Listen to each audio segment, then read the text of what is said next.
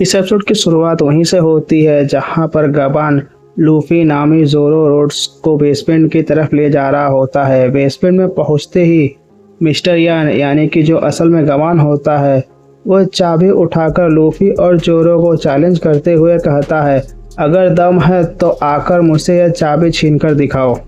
यह वही चाबी होती है जिससे लोकी आज़ाद हो सकता है। गबान का मानना है कि लोकी इतना बुरा है कि कोई भी उसे आज़ाद नहीं करना चाहेगा। रोड्स और लूफी कहते हैं कि हमें लड़ने की क्या ज़रूरत है, तुम हमें चाबी हमसे लड़े बिना ही तो दे सकते हो ना। पर गबान उनकी एक भी बात नहीं सुनता है और उन्हें उकसाते हुए कहता है, अगर तुम लोग सच्चे पायलट हो तो एक सच्चे पायलट की तरह तुम लोग ये चाबी मुझसे छीन क्यों नहीं लेते। ये सुनने के बाद ही लूफी और जोरो फाइट के लिए तैयार हो जाते हैं। लूफी खुद को स्ट्रेच करते हुए गबान पर हमला कर उससे चाबी छीनने की कोशिश करता है, पर गबान बहुत ही आसानी से उसके हर वार को डॉज कर लेता है। लूफी बार बार कोशिश करता है और कहता है कि उसे बस लोकी से कुछ बात करनी है, पर गबान उसकी एक भी नहीं सुनता है। बात तो तब हो जाती है जब गबान उस चाबी में हाकी का इस्तेमाल करके लूफी पर एक जोरदार अटैक करता है। यह देखकर नामी और बाकी सब घबरा जाते हैं। गबान के उस नॉर्मल से अटैक से लूफी जमीन के अंदर धंस जाता है, लेकिन वो गुस्से से बाहर निकलता है और कहता है, बूढ़े आदमी, तुम्हारे इस अटैक से मैं सरप्राइज हो गया, मैं इसके लिए तैयार नहीं था। लूफी अपनी स्ट्रॉ हैट पहनता है और कहता है कि उसे यह चाबी किसी भी हालत में चाहिए क्योंकि उसे सैंग से मिलना है।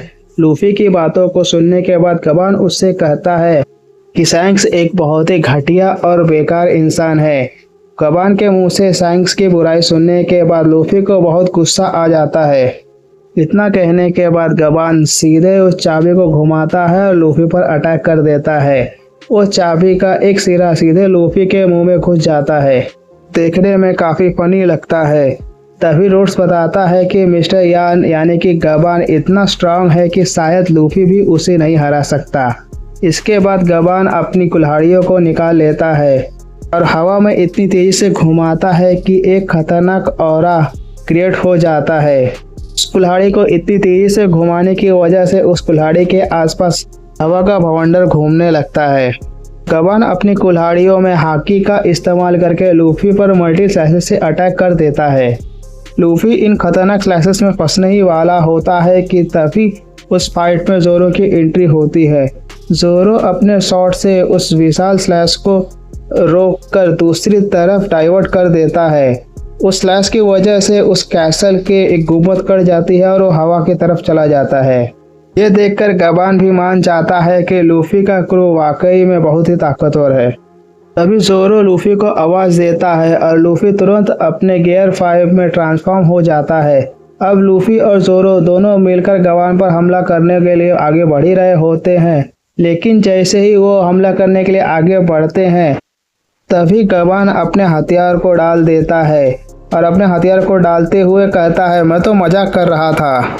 गबान की बातों को सुनने के बाद लूफी और जोरो दोनों ही चिढ़ जाते हैं। दोनों को चिढ़ा हुआ देखकर गबान हंसते हुए कहता है कि देखो, चाबी तो तुम्हारे पास पहले से ही है, जो गबान ने बड़ी चालाकी से लूफी के पास छोड़ दी थी। जाने से पहले गबान कहता है, अगर एल्बाफ वन पीस के अंदर है तो आगे जाने से पहले मुझसे ज़रूर मिलकर जाना। इसके बाद हम गबान और सैंक्स का एक छोटा सा फ्लैशबैक देखते हैं जहाँ पर गबान सैंक्स से पूछता है कि तुम्हें इस बच्चे पर इतना यकीन क्यों है। गबान की बातों को सुनने के बाद सैंक्स उससे कहता है, जब तुम मिलोगे उसे तब समझ जाओगे। तभी गबान मुस्कुराते हुए वहाँ से चला जाता है। वहीं दूसरी तरफ वॉलो स्कूल में जायंट के बच्चे खेल रहे होते हैं। आसमान में उन्हें एक अजीब पक्षी दिखाई देता है जो असल में गुनको का बनाया हुआ एक एयरबर्ड होता है। शैमरॉक और गनको स्कूल के पास लैंड करते हैं। गनको अपनी जादुई शक्ति से एक समूहिक सर्कल क्रिएट करती है जिसमें से 2 गॉड्स नाइट्स समन होते हैं, सेंट सोमरस जो आधे कपड़े में होता है और सेट क्लिंगम तो आधा जिराफ और आधा इंसान दिख रहा होता है। ये दोनों होली लैंड के किसी बहुत ही बड़े सिचुएशन पर डिस्कशन कर रहे होते हैं। तभी बातों बातों में सोमरस को समझ आता है कि उन लोगों को जायंट्स के शहर यानी कि एल्बाफ में समन किया गया है। सोमरस को आधे कपड़ों में देखकर गुनको को बहुत ही अनकंफर्टेबल महसूस हो रहा होता है। जैसे ही सोमरस को समझ में आता है कि वो आधे कपड़ों में है, वो तुरंत अपने कपड़े पहनता है। के बाद सैमरॉक उन दोनों को उनके मिशन के बारे में बताते हुए कहता है कि उन दोनों को जायंट्स के बच्चों को किडनैप करना है और इस पूरे लैंड पर अपने कब्जे में लेना है। लेकिन दिक्कत यह है कि ये बच्चे बहुत ही बड़े हैं और इन्हें किसी भी बैग में नहीं भरा जा सकता।